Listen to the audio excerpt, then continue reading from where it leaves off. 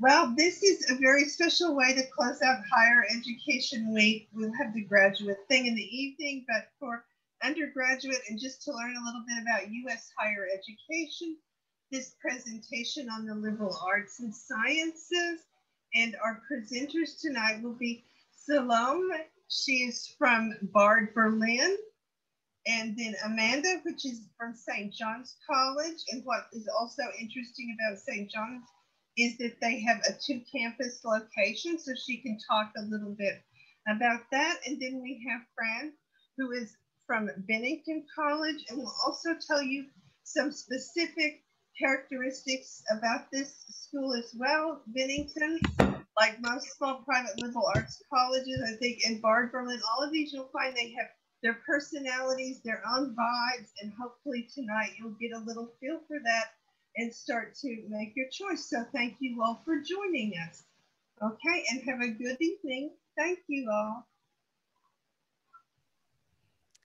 Hello and welcome again. Thank you so much for being here. We're, very appreciative when students, take the extra time to, attend these events over Zoom, especially when, I know that you all have the Zoom fatigue because it's real at this point after, this many months into school. And I'm sure so many of you have been, doing your classes online and so on. So yeah, thank you for being here. So, and thanks Elizabeth and Scott for organizing this event. So just to have a little bit of an overview of the structure of what we're going to be talking about today with Amanda and Fran, we are going to talk, we have roughly a 20-25 minute presentation, and after that's through, we're going to be happy to take any questions you may have or to, talk in more detail about any specifics you're interested in. But we're going to spend the presentation talking at first about liberal arts and sciences. As Elizabeth mentioned, we're all representatives of such institutions. And then we're going to each tell you a little bit about our respective schools. And yeah, then we're going to take any questions you may have. So please, as Scott mentioned, feel free during the presentation to type in any questions into the chat. We will kind of go through them and address them after the presentation is done. So perhaps then I will share my screen. And while I do that, maybe Amanda and Fran, you guys want to say hello? Of course. Hi, everyone. Again, my name is Amanda Stevens, and I'm the Director of International Recruitment at St. John's College. And you'll get to hear a little bit more about St. John's, but as Elizabeth already mentioned, we have 2 campuses on the east coast of the US and then 1 in the Southwest. Yeah, hi everyone, I'm Fran from Bennington College. I'm the Assistant Director of Admissions at there. We are located in southern Vermont, so in the northeast of the US, and we're a really small private liberal arts college of 733 students. So certainly happy to talk more about that in a little while, but thank you for being here. Yeah, let's then kind of go ahead and jump right in. As I mentioned earlier, one of the key characteristics that kind of unifies all 3 of our institutions, indeed, actually, it is probably the key reason why we're here together this evening, is that we all, represent institutions, and we all identify ourselves as, in liberal arts institutions. And what does this mean? This is kind of like the first question, right? What is it? And actually from kind of my my experience in being in higher ed, I have found that the concept can be quite confusing to students who have never kind of encountered, especially students who just don't grow up encountering kind of like American style education, because in the US it's rather more prominent. But I personally grew up in Georgia, so for me it was absolutely not obvious at all like what liberal arts and sciences is meant. So I encounter this when I kind of meet students as well.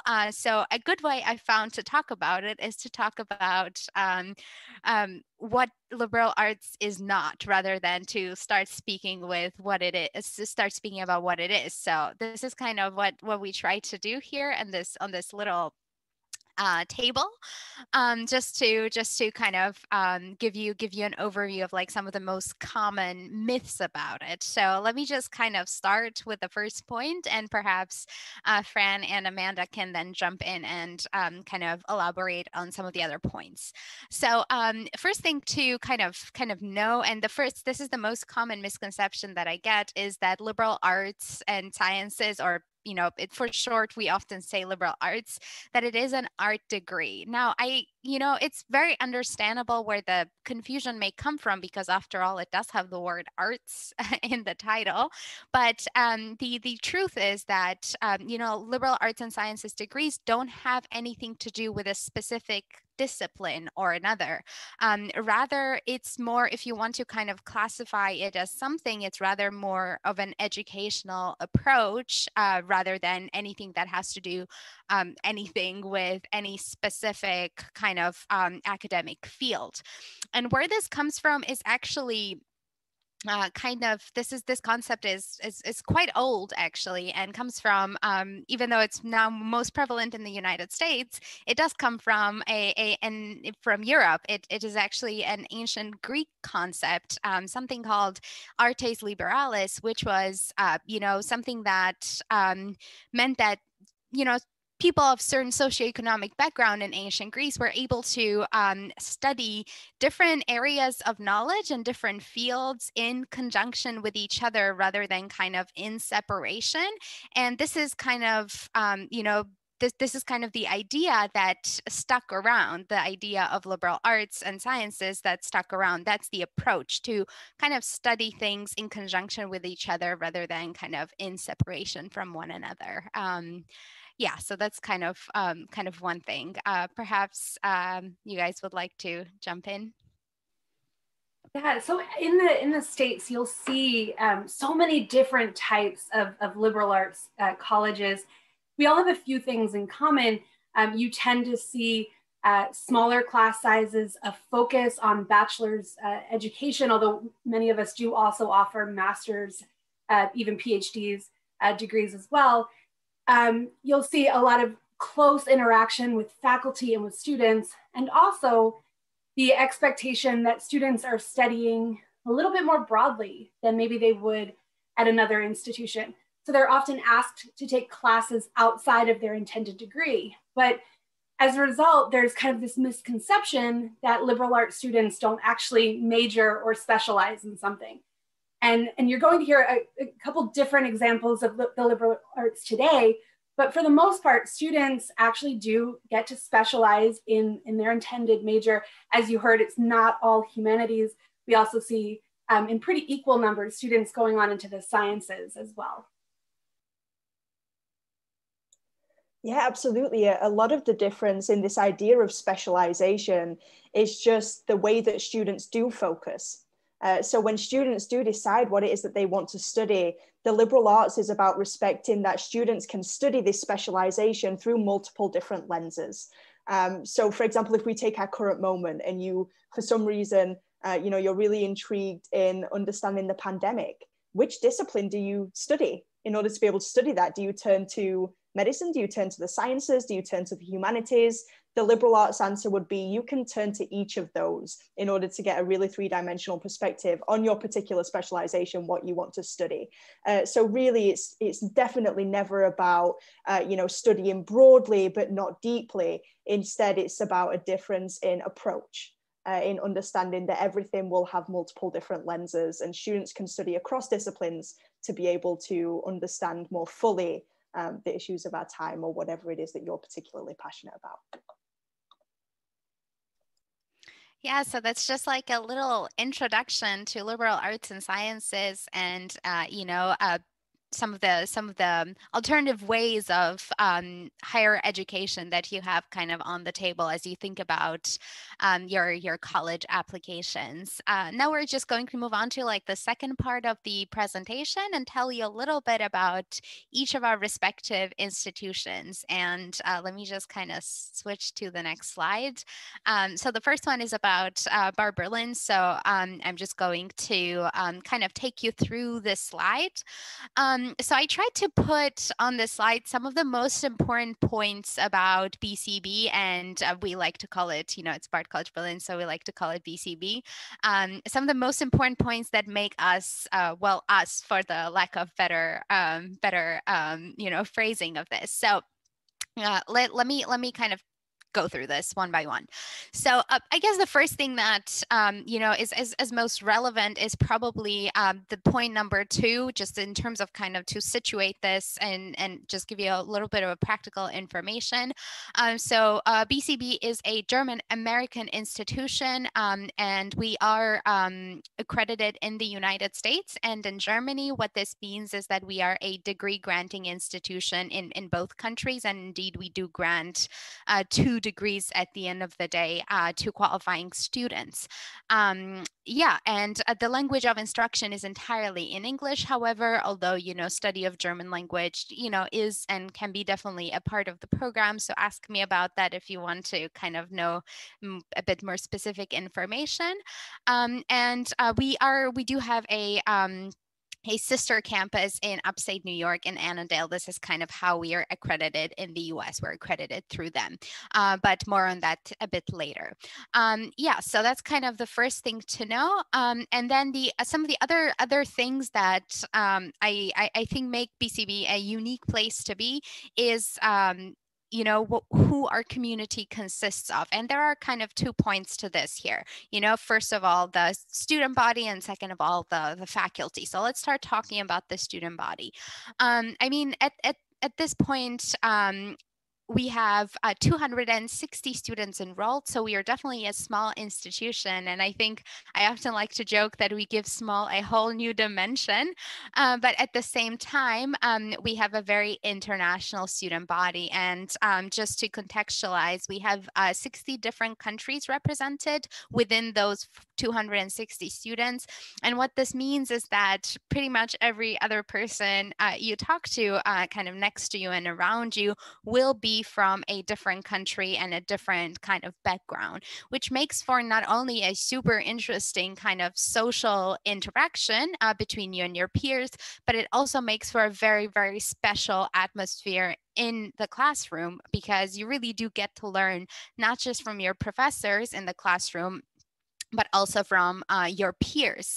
And just to move into kind of talking a little bit about the professors, that's another really kind of special part of our community, because these are the people who are not only coming from some of the best institutions in the world, where they did their PhDs and where they did their initial research, but the level of access you have to them is just something that's really, I like to say, use the word luxurious at the undergraduate level, because this is not something that you get, certainly not something you get as a status quo in European universities, for instance, because, rather than kind of our classroom experience being focused on large kind of loaded lecture halls, our classrooms are very small.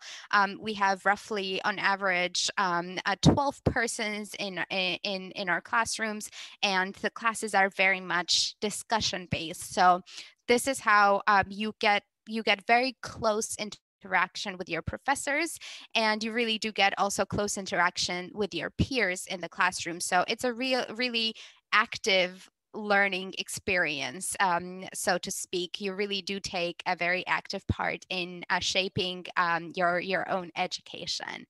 So that's a bit about the faculty. And I just also want to, I don't think I can talk about Bard College Berlin without talking about the city of Berlin, which is where we're located, obviously as per the name.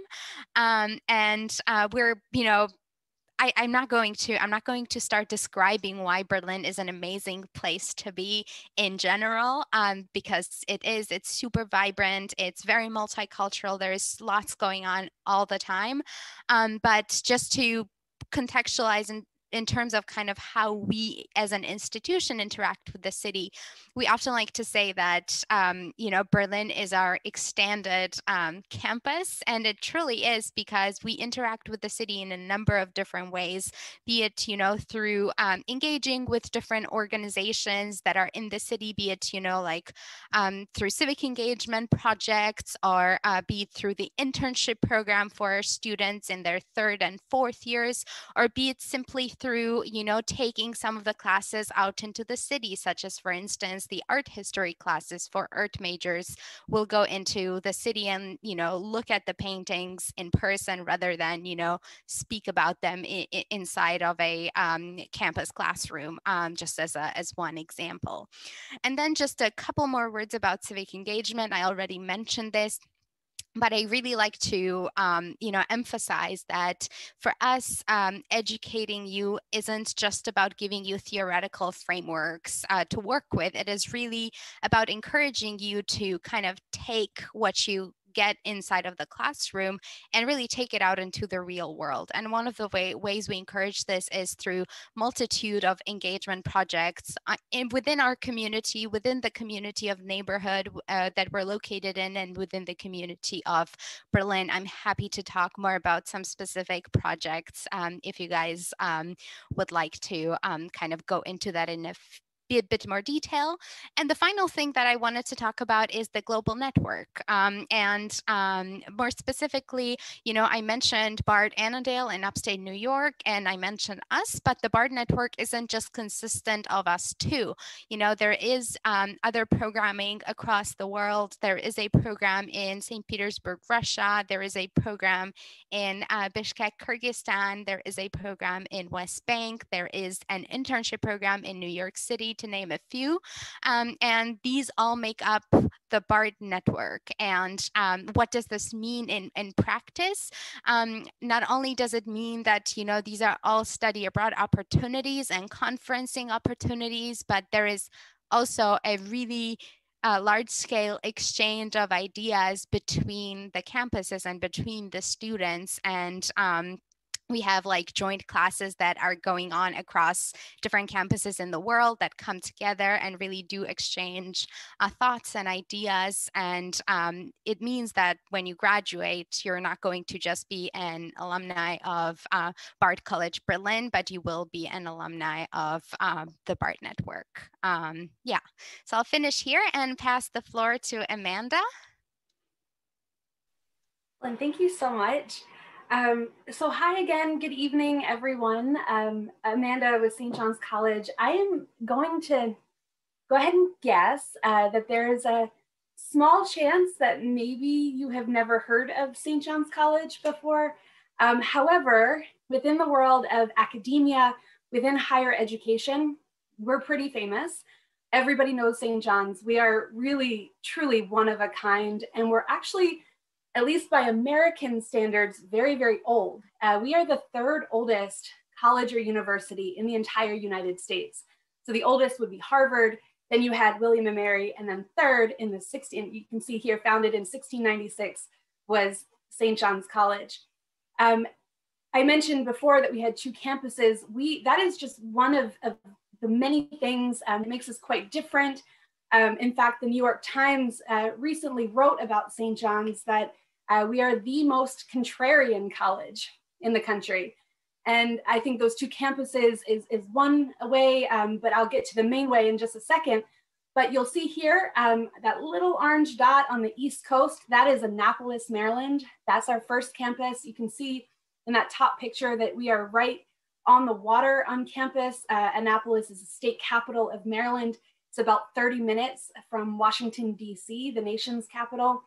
And then all the way out in the Southwest in the Rocky Mountains is our second campus in Santa Fe, New Mexico. And Santa Fe is also the state capital of New Mexico. Students at St. John's, they can, if they want to, pick one campus or the other and spend all 4 years on that campus. Or your offer of admission is actually good at both of our locations. And so if you want to, you can pick up and move as a student and spend time at both of the campuses. A lot of students will take a road trip and try to hit up as many US states as they can along the way.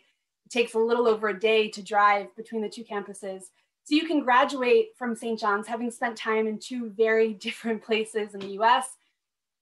We have about 1,000 students at St. John's, a little over 60 countries represented. About 20% of our students actually come from outside of the United States. All 50 states are represented. But the main thing that makes us so different, and the reason that we have that reputation for being contrarian, is our program. And so our program is unlike anything that you're going to hear about, because we're not asking students to pick one thing and study one major for 4 years, because we simply don't believe that the world works like that. You cannot put subjects into neat little boxes. Everything is kind of bleeding together. And so we want our students to study a little bit more broadly, widely, to understand better how the world works. And we're doing that using the classics or the great books as a guide. And so when I say the great books, these are the foundational texts. We don't use textbooks. We read these original sources, the great books, the classics, for 4 years. So I'm talking about everything from Plato and Aristotle back in ancient Greek times to more modern texts like Jane Austen and Einstein, Heidegger, Nietzsche, Freud. And so over the course of 4 years, you're in these interdisciplinary classes where you're studying in a discussion-based environment around these big wooden tables, and you're reading these books and you're reading them in chronological order. So over the course of your education, you have a sense of kind of how we as people, as societies, became who we are. And you see that knowledge is kind of built up from there, so that then you have a better understanding of where we're going in life. And we know that students that graduate and enter the workforce today are often taking jobs and careers that in fields that didn't exist 5 or 10 years ago. The world is evolving so quickly. And we also know that students tend to change their mind about the things that they're interested in as they're exposed to more and more subjects.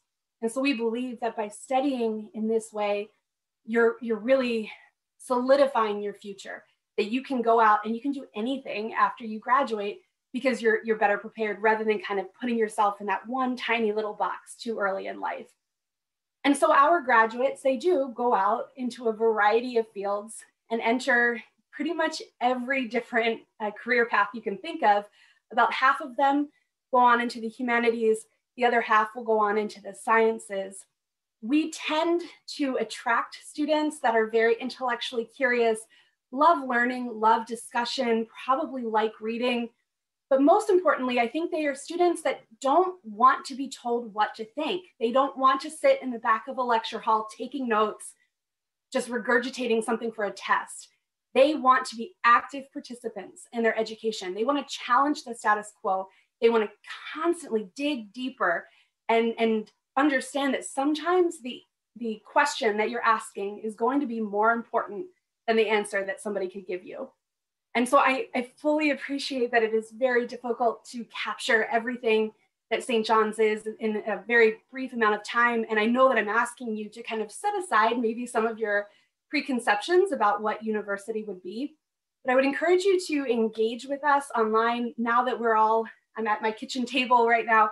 We have a lot more virtual ways to connect with St. John's, from virtual class observations, tours, one-on-one appointments. Please go to our website, sjc.edu, and I'll also dump it in the chat at the end. And you can sign up for a time to chat with me, email me, or just attend one of our sessions online. But regardless, I wish you all the best in your university search and look forward to hearing from you.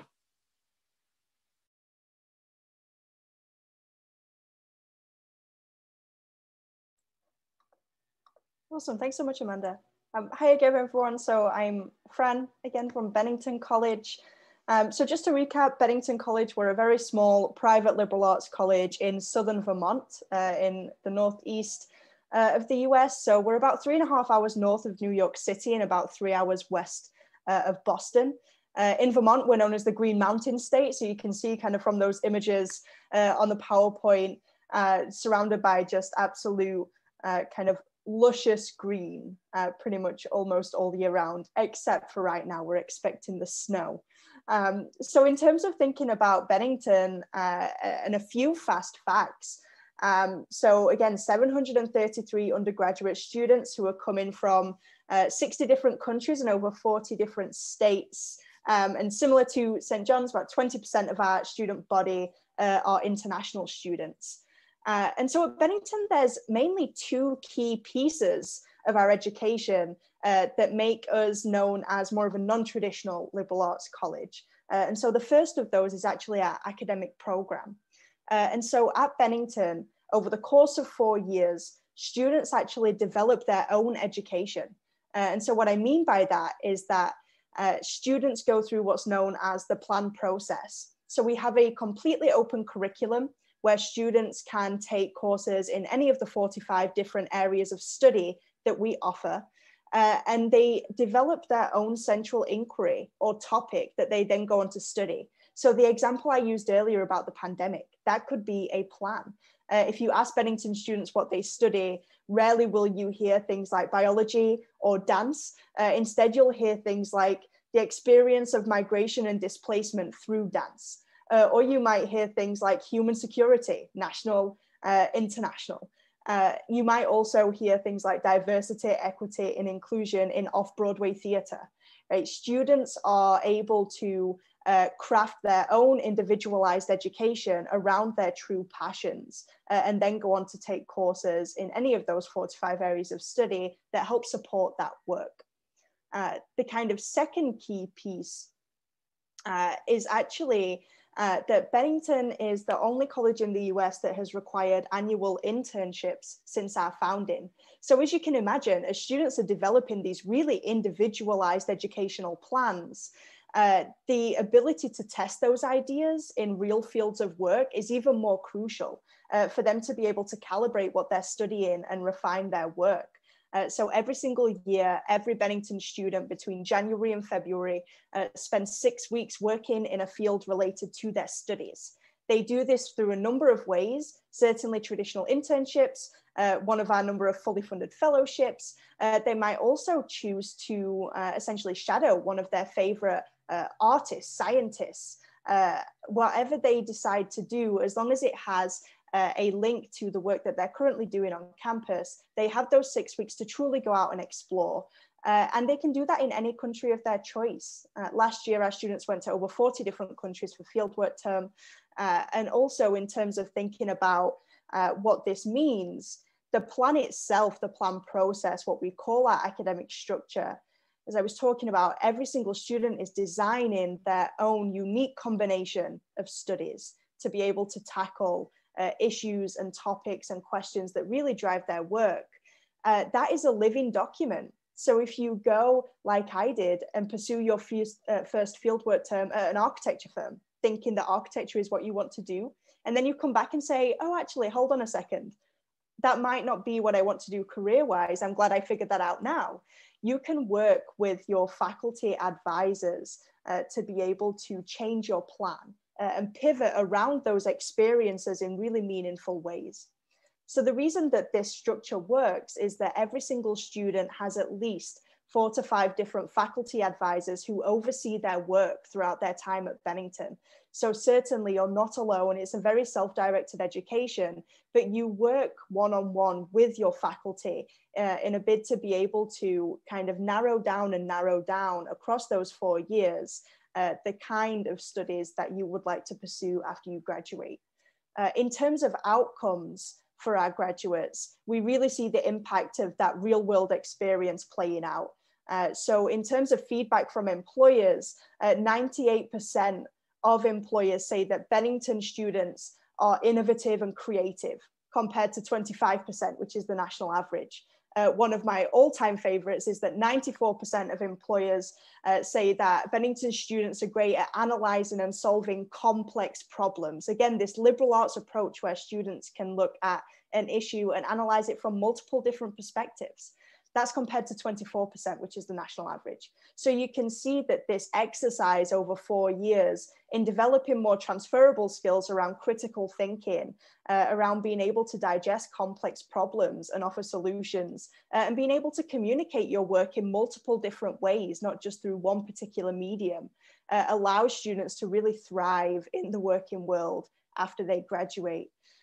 As Amanda said, there'll be career paths that don't exist now that you'll probably find yourself in 10, 15 years. So this education is about teaching you how to carve out a space for yourself and thrive no matter where you land, as opposed to training you for a particular field or discipline.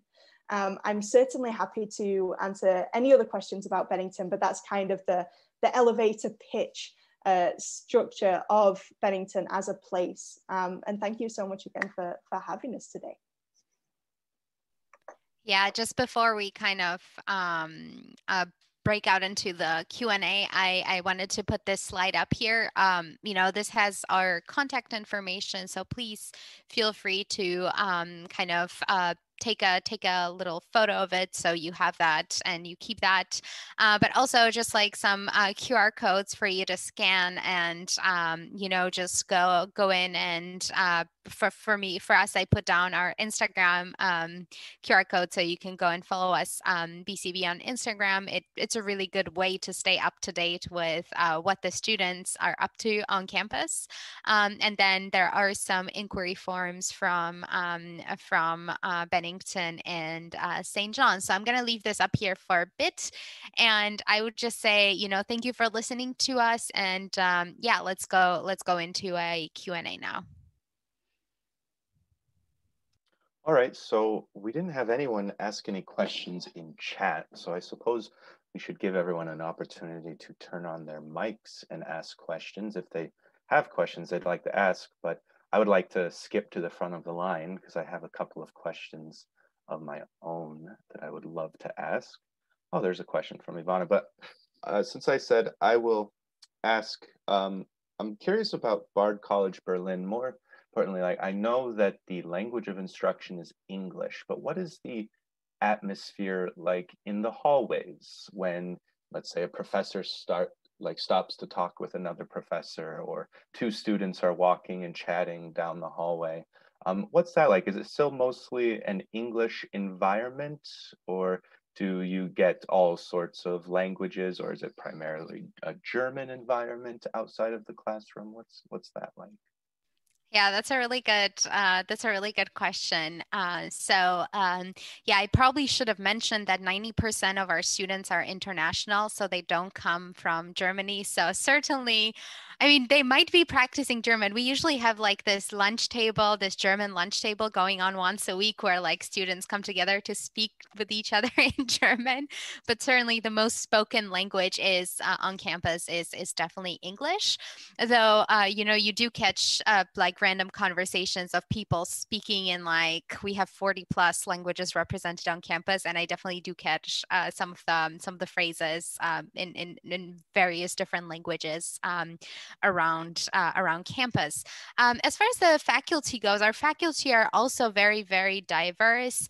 One thing they do have in common is that a lot of them have gotten their education in the US or in the UK or in Germany. So that's kind of the best way to maybe classify them. But otherwise, as far as like where they're coming from goes, they really are pretty much as diverse as our students.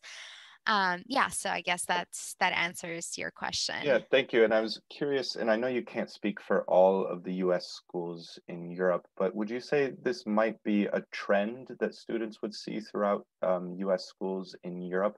I'm sort of hoping to convince people that they shouldn't be nervous if, you know, they've been focused primarily on learning English, and they shouldn't be so nervous to travel to a non-native English environment to do their studies.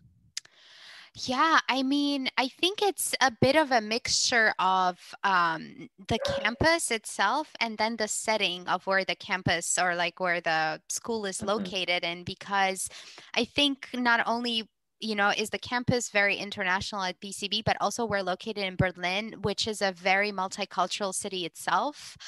So there really is no problem. Just even if you're like, going off into the city and, you want to speak with people in the store or wherever you're at, especially in the first months of like not knowing any German, people will speak English with you. Like most of the people have a pretty good working English here. So that's something that really does help. I do get a lot of questions from students. They will ask me often, "Oh my God, am I going to like completely be lost in Berlin?"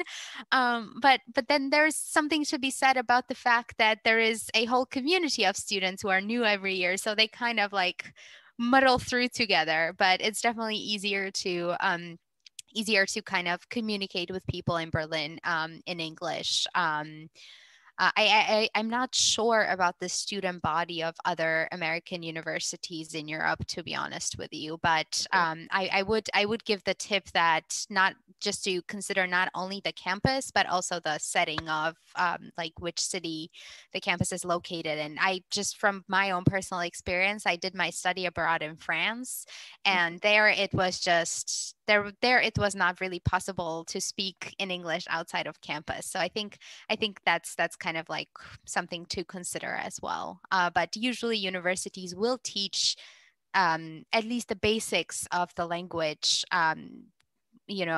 based on where they're located at. So that helps as well eventually. All right, thank you. And since I have the mic, I will hog it for just a little bit more. Sorry, guys. A question for Amanda at St. John's. Super curious about your, reading the classics and all that, but I'm curious, what does somebody end up with when it's all said and done? Does somebody get a history degree per se, or a math degree? Is that like, what would it say on their diploma? Yeah, that's a really great question. And so all of our students graduate, if they're doing the undergraduate program, with a Bachelor of Arts degree in liberal arts. We also do have a master's program, a Master of Arts degree in liberal arts, and a Master of Arts in Eastern Classics. When our students go out to get a job, some of them will say that they were a double major and a double minor. And in fact, they do have enough credits that technically you could consider them a double major in philosophy and mathematics with a minor in the history of sciences and comparative religion. That's not officially recognized by the college, but we let students say that if they want to, just so that it's easier to explain to their employer exactly everything that they studied at St. John's. Great, thanks. And so, is there going to be a difference in the literature, for example, that someone would read if they are more, for say, math focused or more history focused, or is it going to be the same curriculum for every student? Yeah, so our program is really designed to be completed in its entirety.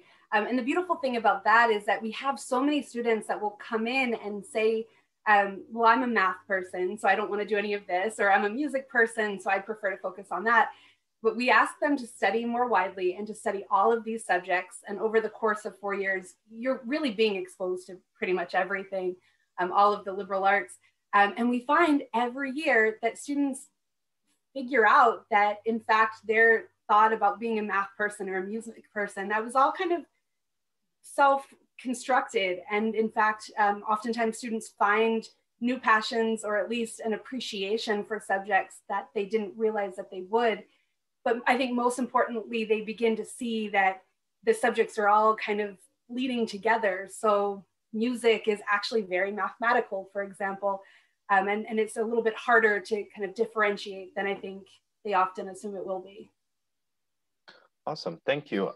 So we have a question from Ivana in the chat. She would very much like to hear something about scholarship opportunities, requirements. I suppose she means application requirements, but you can correct me if I'm wrong, Ivana, and also opportunities for graduate studies, either master's or PhD. She would love to hear more about that. So I suppose each of you would have something to say about that.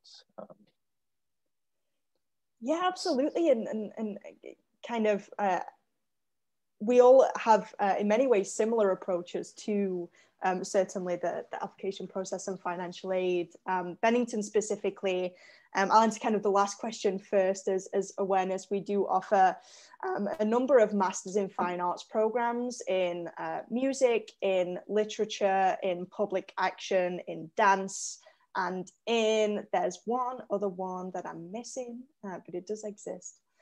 And then we, in terms of financial aid, at Bennington, we offer both need-based and merit-based financial aid. So in terms of our merit-based scholarships, that are every single penny of Bennington money is up for grabs from international students as well as domestic students. There's no differentiation there. You don't have to submit any additional application materials for merit-based scholarships. So every single student who applies is equally considered for all of those scholarships that are available. For need-based financial aid, we do offer financial aid to meet the need of admitted students that is capable of going up all the way to a full ride, kind of minus indirect expenses, so books and supplies and flights and things like that. And we require the CSS profile to be able to be considered for need-based financial aid. If you have issues accessing the CSS profile, or it's somewhat of a financial burden, you can reach out and we can offer the ISFAA form, the International Student Financial Aid application, as an alternative as well. So in terms of thinking about international students receiving financial aid at Bennington, last year our award on average was over $55,000 a year. The majority of our students, 93%, are on some form of financial aid at Bennington. So by no means is it a process by which only a few students go through. Actually, the majority of our students do receive some form of funding from either Bennington or external sources as well. Absolutely, and in terms of application requirements, we require the common application. We also have our own application called the dimensional application. If you'd like to learn more about that, that is on our website at bennington.edu. But for the common application, it's pretty standard. We require 2 teacher recommendations as well as your kind of counselor recommendation. We also have 2 supplemental questions that we ask at Bennington, and you have a choice between a book recommendation, what you would do for fieldwork term, that 6-week internship period, and also just a why Bennington question. What is your fit and why would you like to study here? Absolutely, and I'll turn it over to Amanda and Salome to talk more about your requirements. Yeah, sure. So I think what you said at the beginning is about us having very similar structures in terms of FinAid and applications. Yeah, it's very true. Just like to speak to BCB specifically. So we have something. Let's just kind of to kind of elaborate a little bit on what does financial aid, what can financial aid cover, and what does it cover.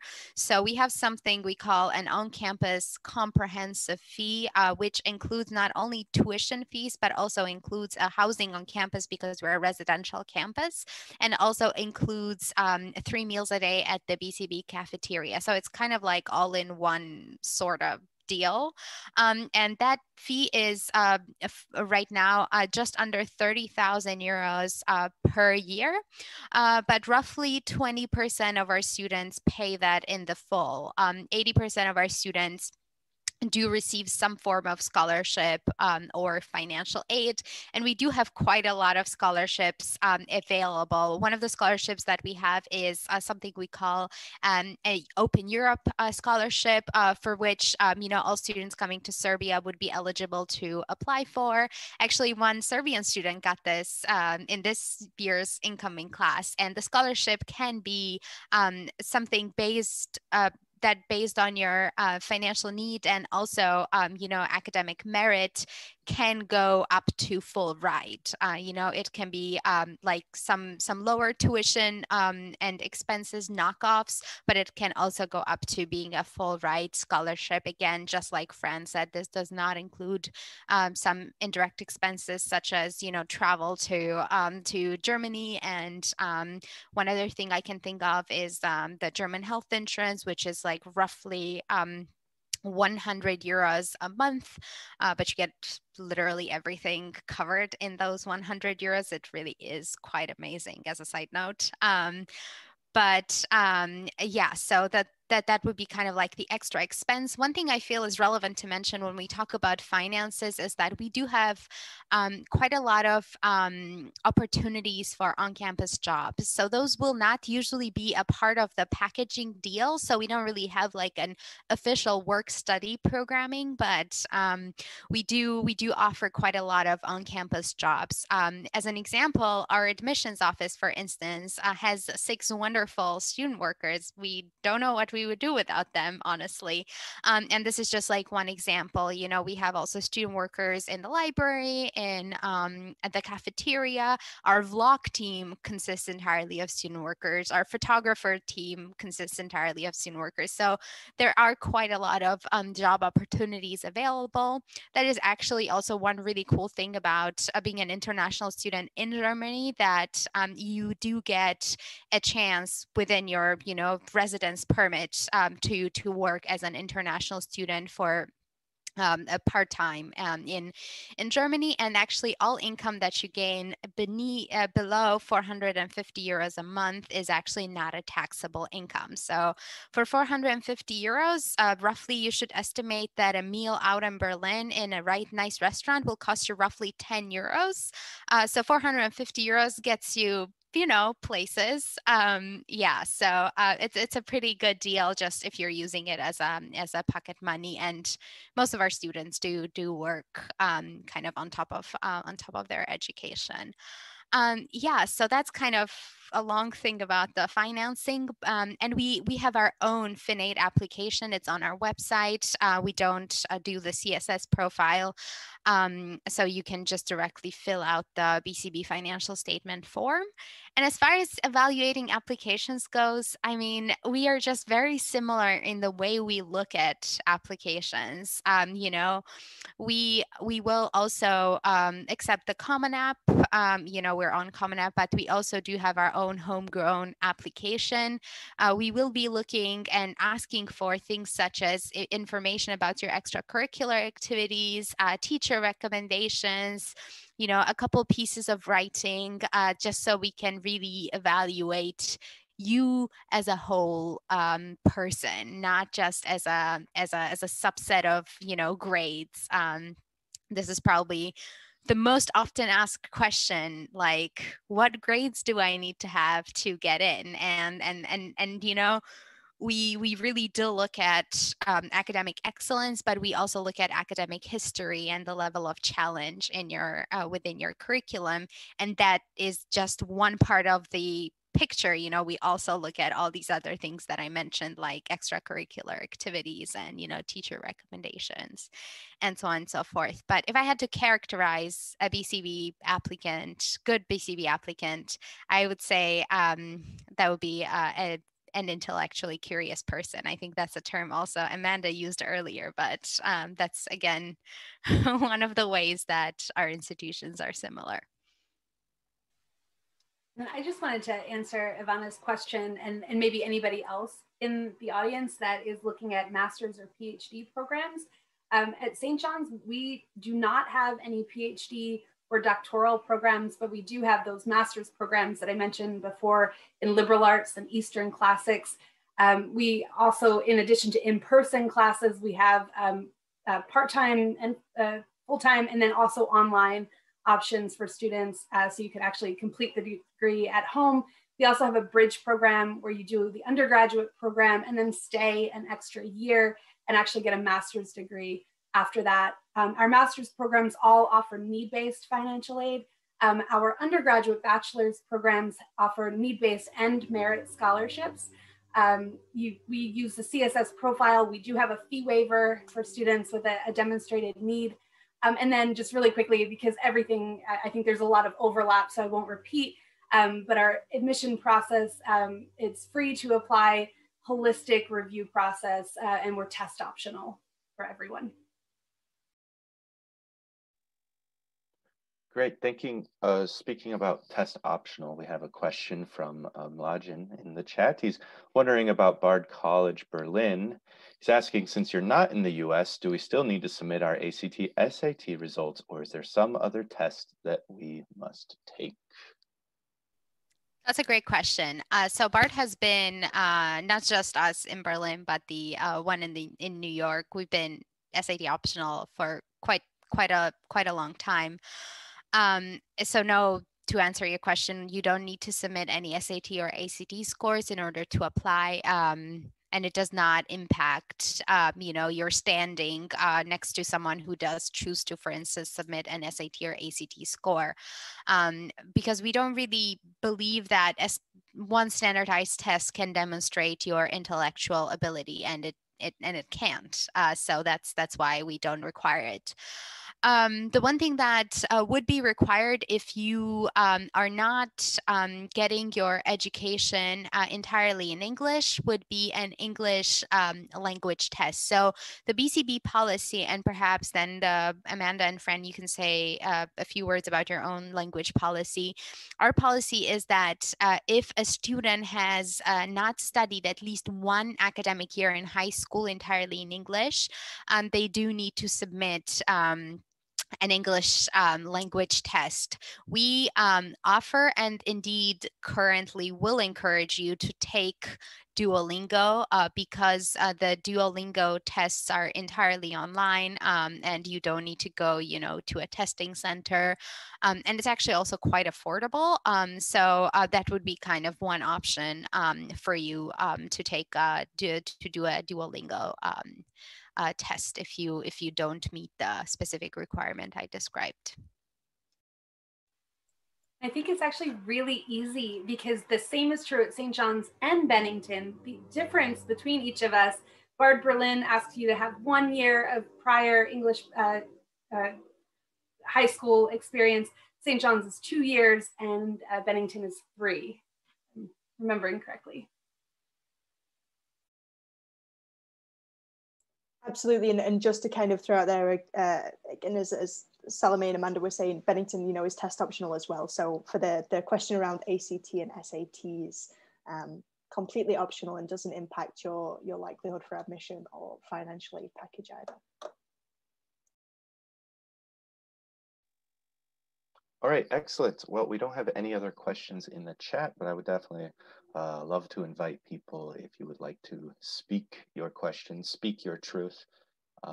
Feel free if anyone has any questions they would like to ask. You can unmute yourself and hopefully it won't turn into chaos.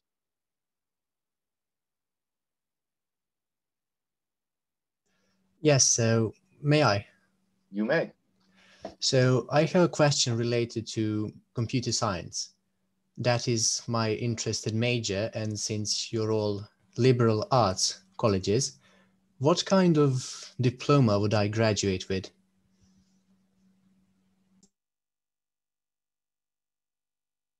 So you would still graduate with a Bachelor of Arts in Liberal Arts from Bennington, specifically as well. I think this is the same for St.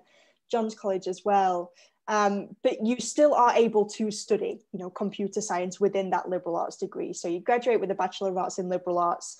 Actually, I graduated with a gentleman who studied computer science and AI at Bennington. So again, graduated with a Bachelor of Arts in Liberal Arts, founded his own company called One Rick and is now pursuing that full time. So it in no way kind of inhibits you from pursuing career opportunities within the field of computer science if you graduate with a Bachelor of Arts in Liberal Arts degree, but you would kind of have that on your diploma. I think computer science is the perfect example of something that we were talking about before.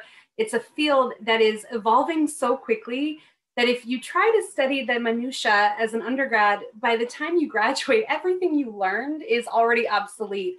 And so what employers will tell us all the time, is, especially within computer science, is that they would rather have students that have learned how to think and how to kind of articulate their thoughts a little bit more, and they can teach you the on-the-job nitty-gritty details, again, because they're evolving every single day. And so, the same is true at St. John's. Everybody studies that Great Books program, and we have a lot of students that are interested in fields like AI, computer science, and they're finding ways to nurture that passion as an undergrad at St. John's, either through internships that we actually fund. We have programs that will allow you to take classes at other universities. Again, we fund that.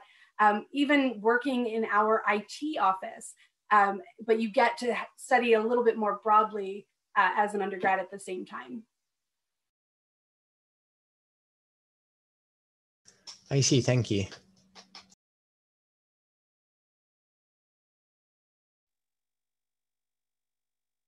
All right.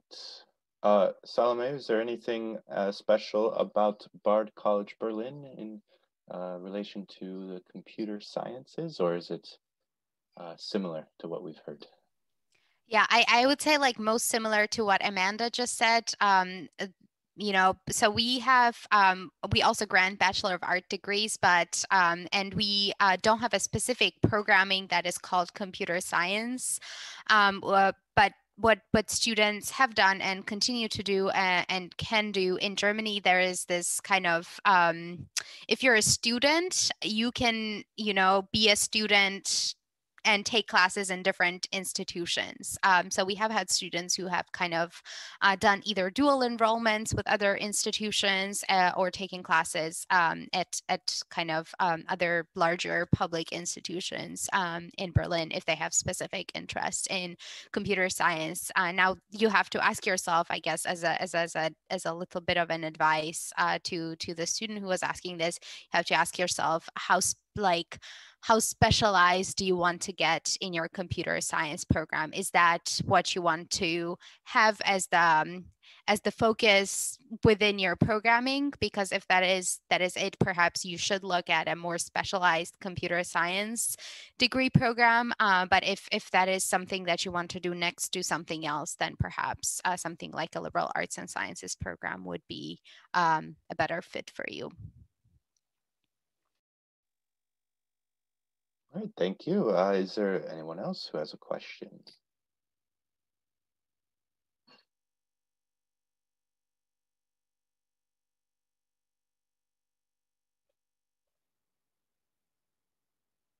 Yes, I have one more, sorry. Great.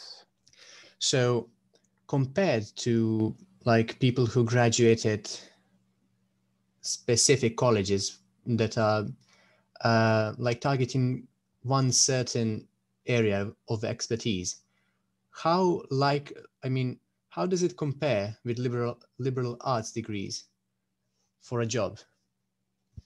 Like, who's more likely to get the job?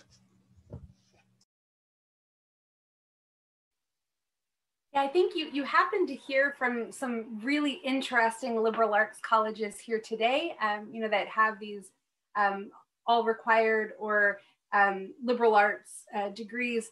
At most liberal arts institutions, you are still majoring in something. So you have a specific degree. I think the teaching style is what is very, very different. And in terms of employability, and I want to say that, we've been speaking about the virtues of liberal arts for the past hour, but there is a right fit for school for everyone. There are over 2,000 four-year institutions in the States alone. And so we certainly understand that, each individual student needs to find their right fit. We believe that the liberal arts are going to be a great fit for many, many students.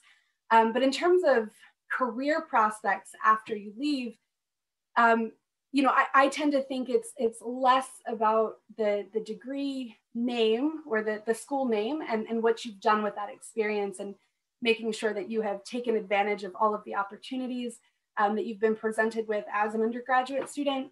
There have been studies that will tell you that immediately upon graduation, students that go to maybe a state school, for example, will make more money immediately after they graduate than a liberal arts student However, over the course of their lifetime, we're seeing that liberal arts graduates consistently out-earn other students. So they're making more money over the course of their lifetime. It might take 5 years or so. But that's a study. And I think that ultimately it's about finding that best fit for you. Yeah, I agree completely with Fran. I mean, we're all a little biased, right? If you ask me, I do think that at a bachelor's level, and a liberal arts and sciences education is not only something that you know is hugely beneficial to a large majority of people, but I believe that everyone at a bachelor's level should have a liberal arts education. And at a master's level, then they can specialize, because this serves you not only as, an intellectual, but it serves you as a human being to kind of have that education. But that is, again, my very biased point of view.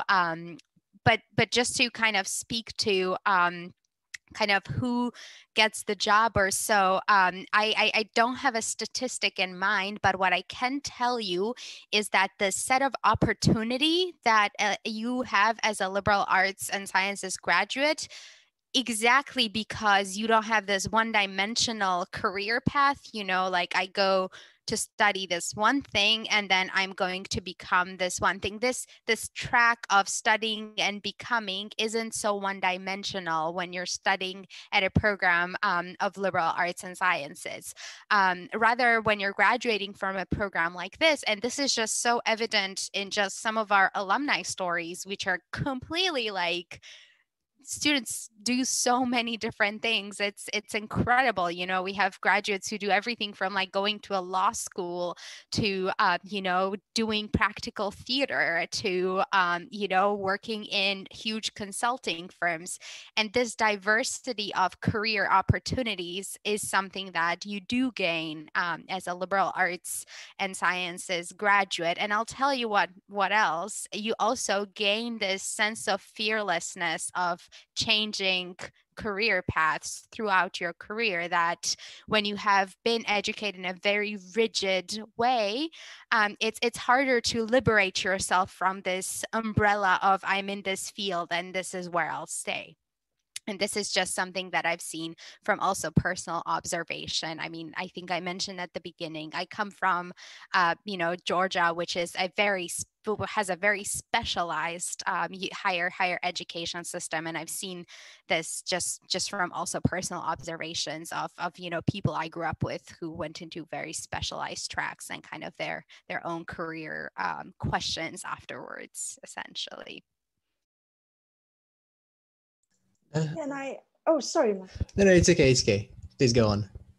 I was just going to say that I have nothing to add other than I think, again, just kind of echoing this conversation about fit. For some students, for example, if, you're in a European country and you want to study medicine or law, it's probably more beneficial to attend a program that has, a smaller amount of years attached to it with that rigorous training than it would be to go to the US and, attend a liberal arts institution and then go on to grad school. And then before you know it, you've added a good few years. But the liberal arts is training you in these transferable skills, right? I think one example from Bennington is that 30% of our graduates work in communications. We don't offer communications as an area of study. And so what that tells you is this kind of education around critical thinking and core capacities that you'll find useful in any career that you choose can lead you to career paths that you might not have envisioned given the kind of disciplines that you were studying. Thank you. So I have one more question, if you don't mind. So what kind of scholarship could I most likely expect for an average student, like GPA of 3.65? What can I expect?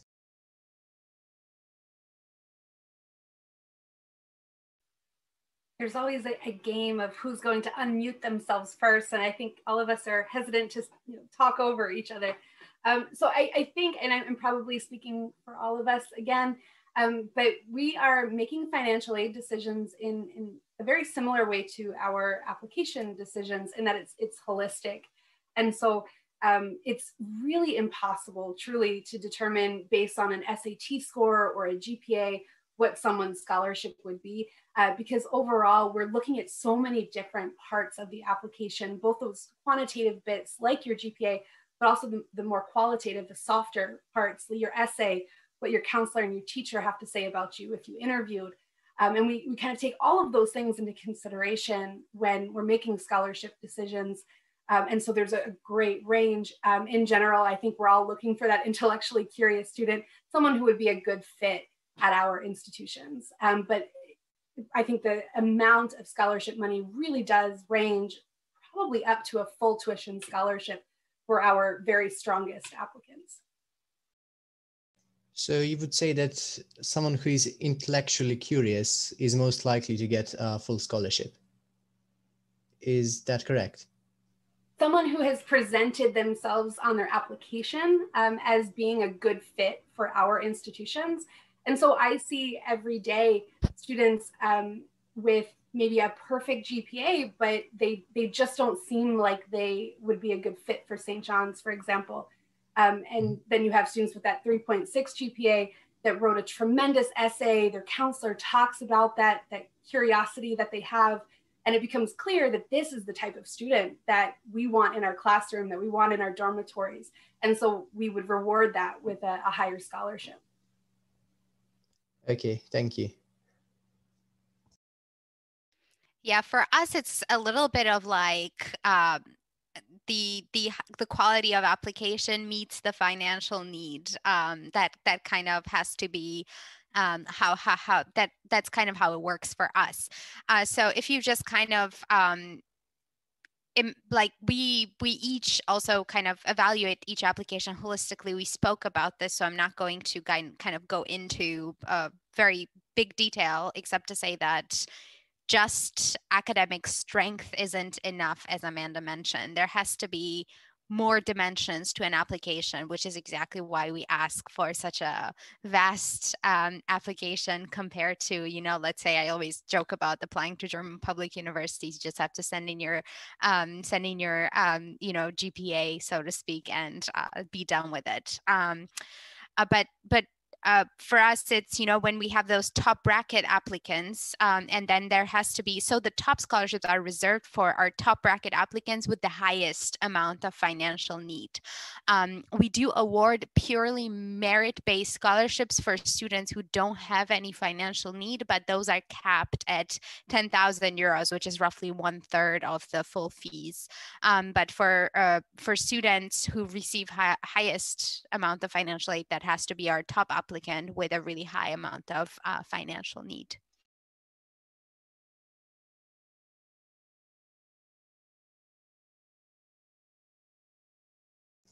Thank you again.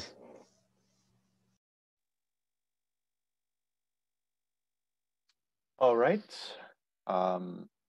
Any other questions?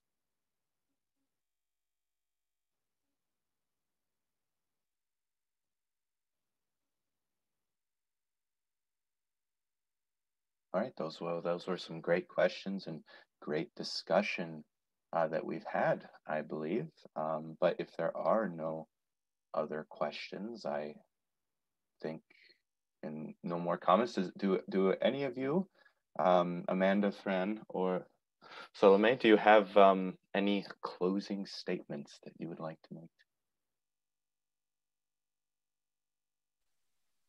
Thank you all so much for being here. As Salome said at the beginning, we know that Zoom fatigue is very real for all of us. We hope you found this helpful. You had a chance to see our contact information, so please do reach out if we can ever help answer questions, but not only about our institutions, but also just liberal arts in general, applying in the States and in Germany. We are happy to help and really wish you all the best on your university search. Yeah, I'll just echo what Amanda said. We're truly here as a resource for you at any point in the process. So don't hesitate to reach out to us if you'd like to talk to a current student, anything that we can do to make this process just that little bit easier for you during, you know, such a strange time when the world's on fire, please don't hesitate to contact us. Yeah, we're here to serve you. Yeah, so thank you again so much for being here. Thank you to Elizabeth and Scott again for organizing this. This was really great. And yeah, we had a lively discussion. And just to echo both Amanda and Fran, please, this is literally our job to make sure that we're here for you. So if you want to think about it this way, help us to do our job.